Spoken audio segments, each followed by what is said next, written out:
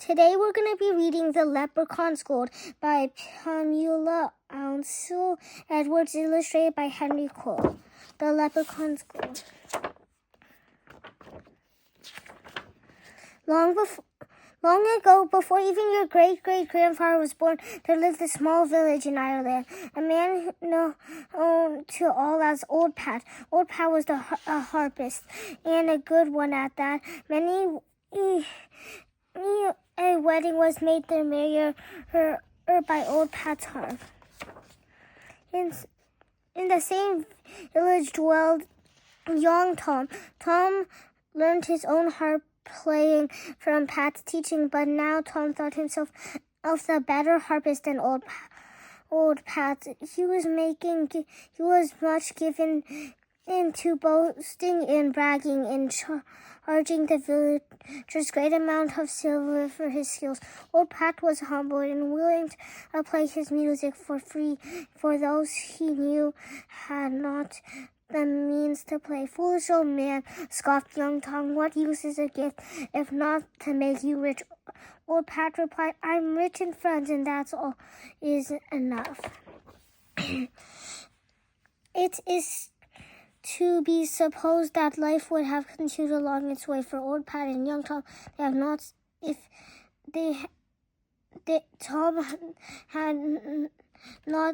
had not seen the announcement. By order of the king, harpist contest to choose the finest harpist in Ireland at the royal palace. All may enter. To be known as the best harpist in Ireland would be an honor indeed, said Old Pat. Don't waste your time, old man, sneered Tom. It's a young man like myself they'll be wanting. While Pat shook his head and gathered his few meager possessions for the journey. Aha, thought young Tom. If we travel together, he's sure to offer me a bite of his food. That would save me a penny or two. And so it was that on this night, the two sat together by the fire of twigs. They were footsore and weary from walking the many miles toward the royal palace. As he listened to Pat practice for the contest, a sudden thought flashed through young Tom's mind.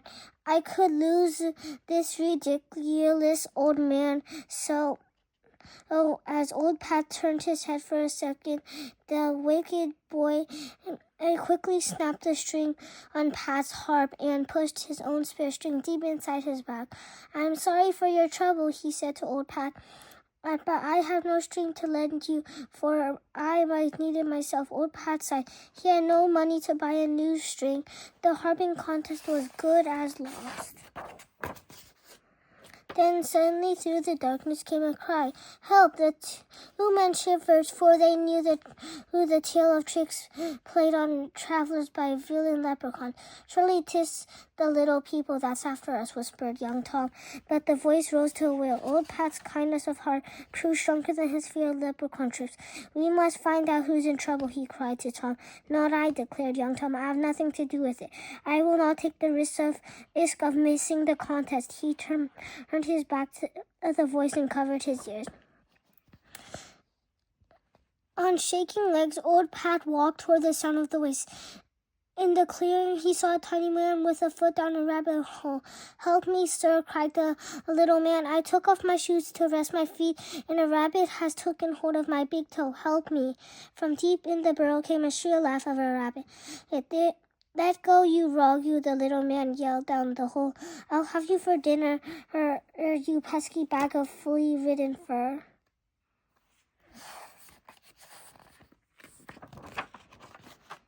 I'll soon fix that scoundrel, thought Old Pat. He bent down and barked piercingly as a flock might in the night. The rabbit let out in a scream of fright and popped out the little man's toe. Thank you, cried the leprechaun. For a leprechaun he was. Come, said Pat, trying not to laugh for a funnier sight. I thought I ought never to see you. I have not much to offer, but what I have you're welcome to share.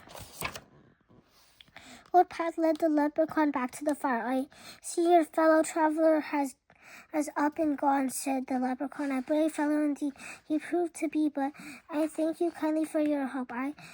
I'd like to repay you. Ooh, I'll be needing no payment, answered Old Pat. He picked up his harp and began to play a soft tune to soothe the little man. You play well, said the leprechaun. But I'm thinking your harp is not in a good way. I have a broken string, answered Old Pat sadly. I'm on my way to the harping contest at the royal palace, but I'm not to win now. I have no money to buy a new string. Ah, declared the leprechaun sharply, so it's the gold you'll be wanting. No, indeed, cried Old Pat, mightily alarmed. He knew terrible things happen to those who search for crocks of the leprechaun's gold. Ah, but yes, I think it's so, answered the leprechaun firmly. Suddenly, Old Pat's eyes would not stop from closing. With a sigh, he fell asleep. The leprechauns blew a silvery note on his whistle. Out of the forest came a band of little men, each carrying a bag. He wants the gold, said the leprechaun, and as he told the tale of Old Pat. You know what to do. The little men nodded solemnly, and they clicked open their bags. When Old Pat had awakened the next morning, he looked around in fright, but the leprechaun was gone. It's a lucky escape I've had, cried Old Pat as he picked up his harp case and set off for the royal palace. As Old Pat reached the courtyard, young Tom took the stage. Looking mighty pleased and confident, he began to play a sweet tune, but as if bewitched, the strings on his harp began to break. One by one they tingled and twitched and twirled in their air until all lay dangling. Young Tom gazed at his harp in horror, but then he knew. Leprechauns, he muttered as he hung his head and shuffled from the stage.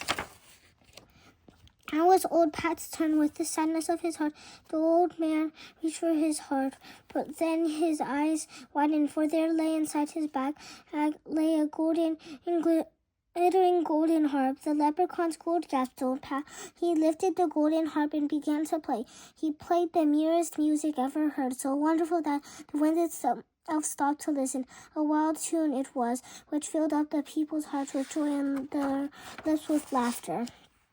As the magic seized their feet, the people began to dance. Soon the courtyard was filled with dancing, singing, laughing crowd. The other harpists knew now that this was Pat's day and danced along with their people. Even young Tom, who had learned a hard lesson, found generosity growing in his heart. When the final note faded away, the king rose from his throne and beckoned to Pat. Old man, said the king, this prize is yours. Never have I heard such music. From now on, you will always play for me and my people.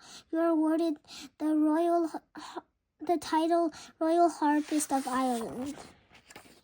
From the nearby forest came the tinkling sound of a little leprechaun laughing.